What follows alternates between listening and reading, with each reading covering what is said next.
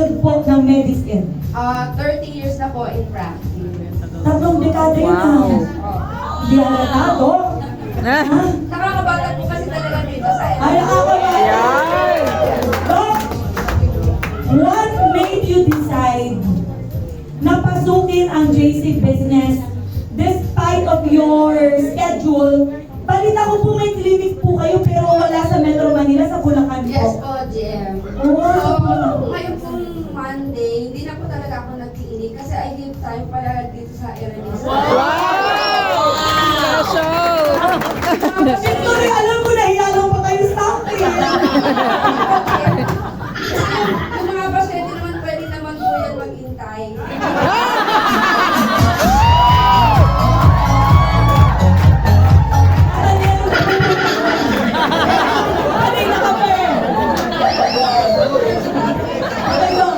Kasi gusto ko po talaga na present lagi dito para marami kasi ikaw talagang makukuhang learnings every time na nag-attend ka ng Erenista. So, sana po lahat po tayo mag-attend po lagi tayo ng Erenista kasi Wait lang! Baka po may mga panood ng pasyente nyo sabihin mo, okay lang pala maghintay kami doon. Grabe, di ba? From Bulacan, kanina Pampanga, bumiyahe. Linos ang clinic ngayon para sa atin. Grabe yan! Pero curious kami. Curious ba kayo? Yes!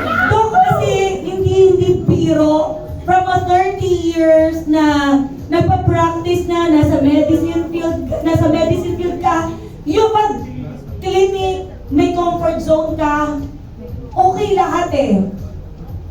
Bakit? Bakit pa rin JC? dito ko po nakita kasi na pwede kang makaipon, na hindi ka masyadong pagod.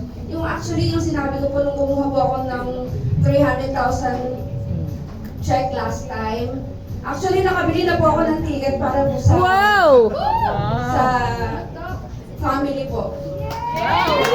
Nakakasyon po kami talaga. Nakakuha na po ako ng ticket. Hindi ko po yung inutang. Hindi ko po yung pinaredit card.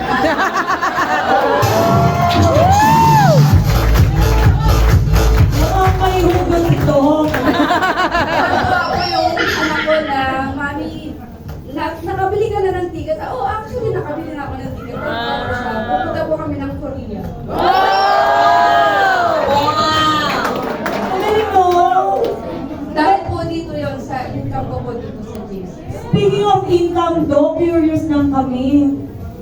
Magkano na po ang accumulated income po ninyo? Kahit na part-time lang po ninyong ginagawa. 810,000. 810,000! Eh, kulang pa ito, 755, hindi siya updated. So, as of today, 810,000! Wait, ang pumasok dito! Yung balita ko kasi ang lakas nyo po mag-radio, lagi kayong kasama sa travel. Alam ko po na-hit nyo rin ang Bali, Indonesia na po.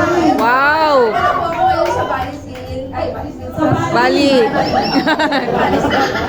Lahat yun ang kung na-hit niya. Dok, sa retail po, mga tingin nyo, ano, estimated? Nag-average po kasi ako ng mga 30 to 40,000 a month. Wow. Nasa 1.4 na po. Part-time lang yun. Tapos may ganito pa po kayo. Opo. Ang lakas Iba nyo ba yan? bumili, Dok. Nakulo, Dok. Lagi po kasi after po ng patient, for example, wala na kaming gagawin. Lagi ko po kasi siya tinatanong ang mga patient. Hindi po ako nahihiya. Kasi quality po talaga yung mga products natin. Lalo na po, maganda po siyang tulong sa mata.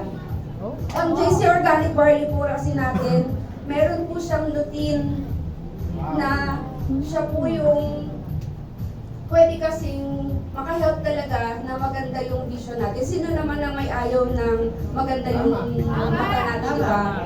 Para mawala na lahat, wag lang yung vision natin. Tama!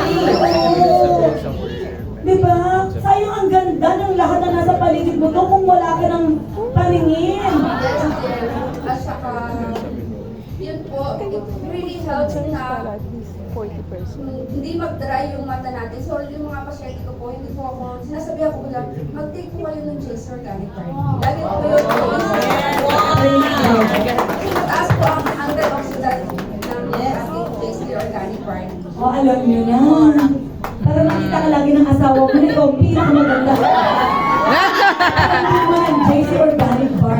Wow! And Doc, kasi nakikita namin, love na love mo itong business, nakikita namin nasa event ka, nakikita namin nasa training ka, nakikita namin very active ka, Doc. Ang hindi ko talaga magkasya sa utak ko, Doc, yung bumabiyahe ka ng malayo, pero you don't give excuses. Simula nung nakita mo tong business na to, nakita ko na ang humble mo, lagi kang nandun sa likod, nakikinig, uma-attend ng training. Yes po, Jess. Grabe lang, do. Kasi po, libre naman po yung training natin. So, may advantage po yan. Kasi ako po, as 13 years of optometrist, every year po, meron po kami ina-attendan ng mga convention, lalo po ng mga doctors. Twice, hindi lang twice, minsan 4 times a year. Binabayaran po namin yun. Grabe. Not less than 5,000 per convention. Samantalang dito po, libre lang siya. Wala-walain. Na, yun po, na meron na po tayong sistema. Tayo na lang po talaga, susunod na lang po tayo. Tama. Nag-bless ba kayo, no?